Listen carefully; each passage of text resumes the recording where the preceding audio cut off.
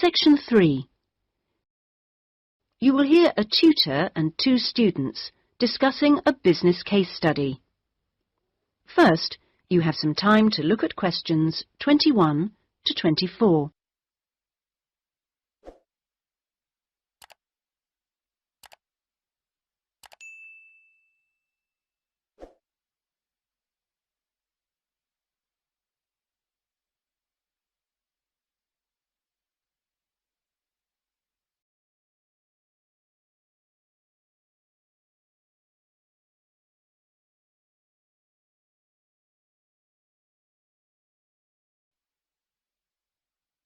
Now listen carefully and answer questions 21 to 24. Right, Jason and Karen. Now, I asked you to look at the case study for Box Telecom as part of your exam assessment. It's interesting because they're in the middle of problems at the moment, and I want you to track how they deal with them. Let's start with you, Karen. Having read through the case study, can you just summarise what the problems were that Box Telecom had to take on board? Well, of course, what first came to their attention was that despite a new advertising campaign, they were suffering from falling sales, and this is something that had many causes. On top of that immediate problem, what had also happened over the last 2 years was that although they had invested in an expansion plan, they had to face up to increased competition.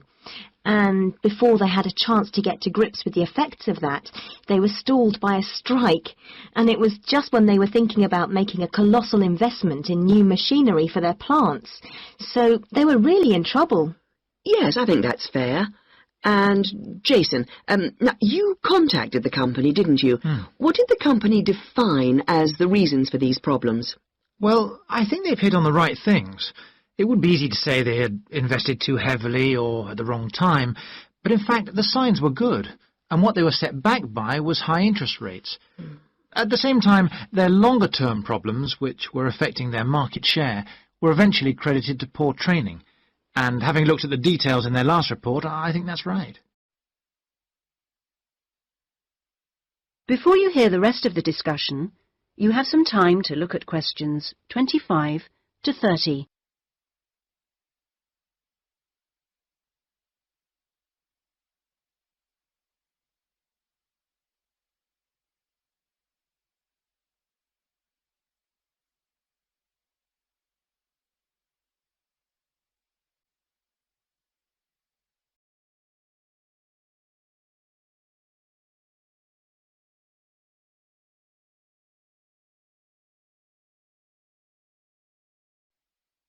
Now listen and answer questions 25 to 30.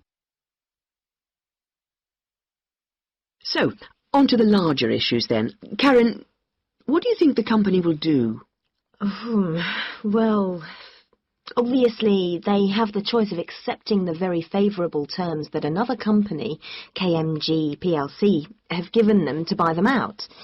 That would mean creating a new company with a new image. Or they could decide on a bolder move and offer some new shares if they wanted. But I think they're much more cautious than that and expect they will start trying to find individuals who'd be prepared to back them with some of the capital they need. Well, you mustn't always assume that dramatic problems require dramatic solutions. Sometimes there's a simple fix, such as changing the guy at the top. If they truly are cautious, then I suspect they will seek to shut down some of their shops. But a more ambitious approach, and one which I think would have more chance of success, would be to alter how they're running things, the management layers and the processes. So, in your analysis, try to think of all the options. Jason? Yes, it's interesting because I found it a really useful company to study. Its problems cross all types of industries, and it's lucky it's so big. A smaller or even medium-sized company would have gone under by now. Ah, well, in fact, what I want you two to do is to go away when we've finished our discussion today and write a report. We've looked in general at the telecommunications market in the UK over the last few sessions, and I want you to take Vox Telecom as an example and suggest some ways in which they might overcome their problems, and outline the reasons why you think as you do. But try and keep it intrinsic to the company rather than dragging in other examples. Is that okay, Karen? Yes, I think I can do that.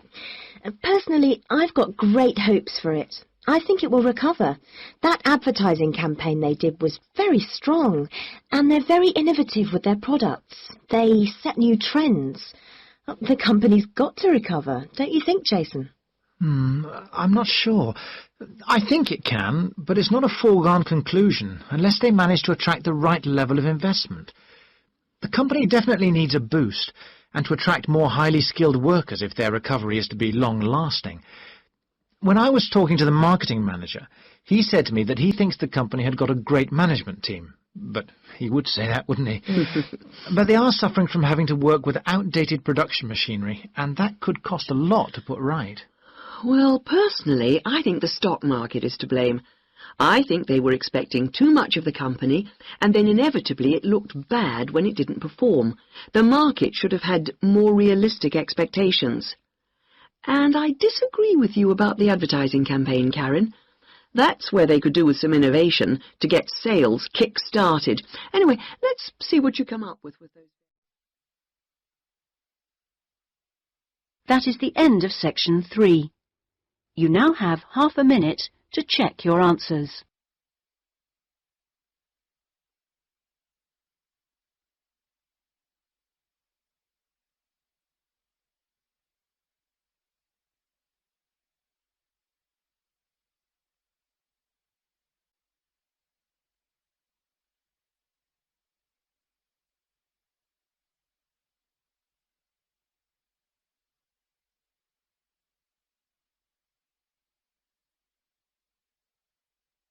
Now turn to section 4.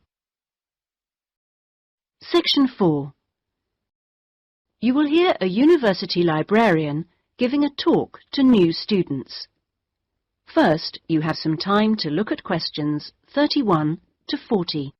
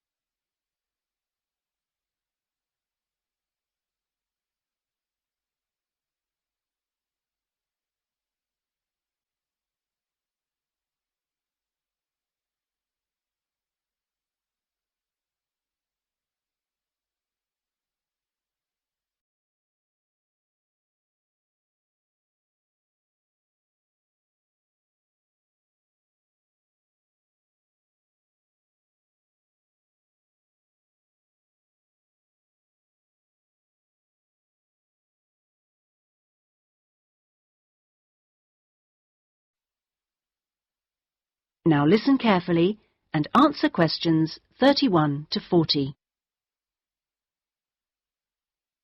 Okay, are you all settled?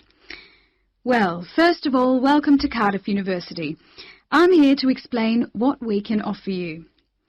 Now, as a new student at the university, you will probably need some sort of guidance to help you to use the library effectively to study and research.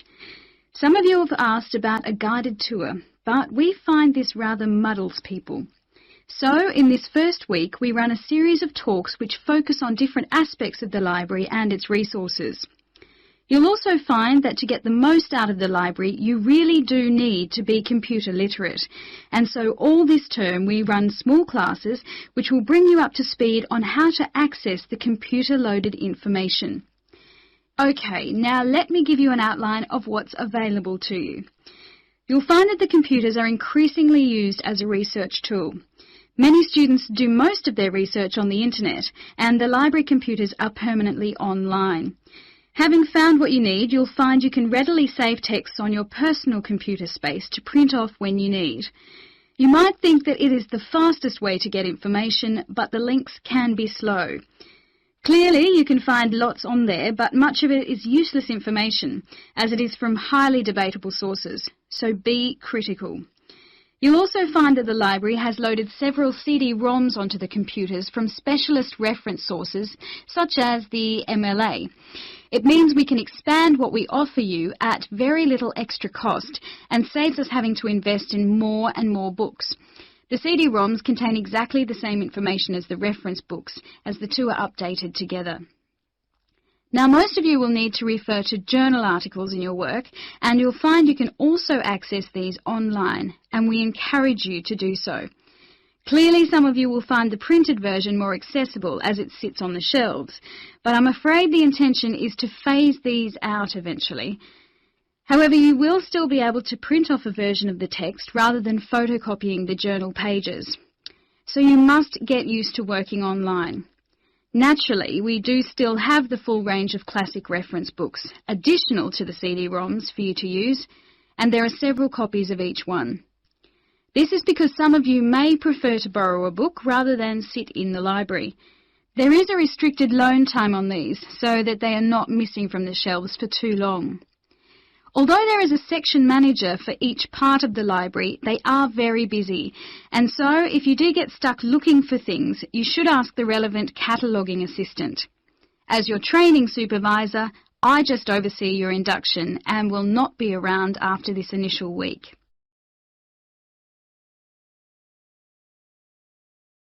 Some of you may be interested to know that the library is offering specialised training sessions on writing a dissertation. Obviously, this is not relevant to those of you who are undergraduates, it is just for postgraduates. Your department will discuss the planning stage of the dissertation, i.e. what you're going to do with you, and we will focus on the structure of it. However, the training will also include some time on the computers. I realise most of you know how to organise files, but we can show you the different ways to run data programs. Your tutors will tell you at the outset how to set out the chapters they require, but you will need to ask them how they would like you to organise the bibliography, because it varies depending on your subject area. When you've got something together, the trainer here will look through the draft version for you to see if it's okay. And one final point, for those of you who have registered from abroad, we can offer individual sessions on dissertations if you feel you need them. If you require language lessons, then they are available from the International Centre next to the Law Department. That is the end of section 4. You now have half a minute to check your answers.